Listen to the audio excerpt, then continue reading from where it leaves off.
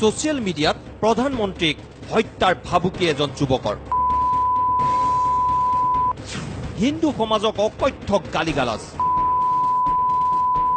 হত্যার ভাবুকি বিজেপির সোনাই সমষ্টির সংখ্যালঘু বিধায়কক কিন্তু কোন এই পাখণ্ড সোশ্যাল মিডিয়াত আপলোড করা এই ভিডিওর এইটু পাখণ্ডলৈ মন কৰক নিজকে লাল নামেৰে পৰিচয় দি হাতত এখন চোকা তৰোৱাল লৈ উদং দেহাৰে দেশৰ প্ৰধানমন্ত্ৰীক হত্যা কৰাৰ ভাবুকি দিছে এই নৰাধমে 2 মিনিট 2 সেকেন্ডৰ এই অশ্লীল ভিডিওৰ কথাবোৰ আমি আপোনালোকক শুনাব নোৱাৰো কিন্তু এই ভিডিওত এই পাখণ্ডই বাৰে বাৰে টাৰ্গেট কৰিছে হিন্দু সমাজক অকথ্য গালিগালাজ পাৰিছে হিন্দু সমাজক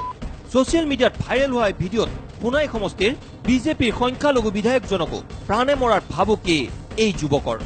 নিজকে লাল বুলি পৰিচয় দিয়া এই যুৱকজনৰ ঘৰ শিলচৰৰ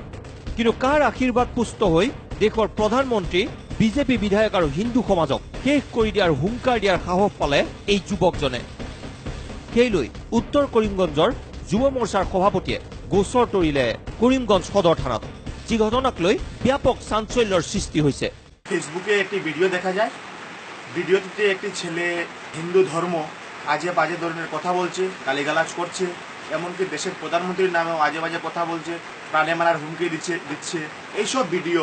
ফেসবুকে আপলোড করে ভোটাকে অশান্তি সৃষ্টি করার চেষ্টা করছে কিছু মৌলবাদী সংগঠন শোনা যাচ্ছে ছেলেটি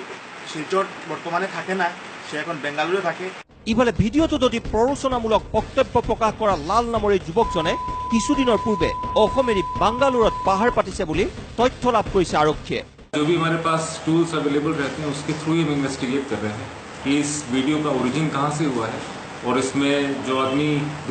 दिख रहा है वो कहाँ का है ये करीमगंज पुलिस और हमारा पूरा असम पुलिस हेडक्वार्टर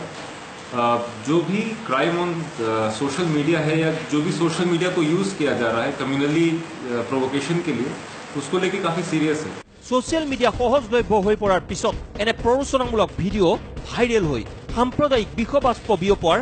আশংকা কৰিছে বহুজনে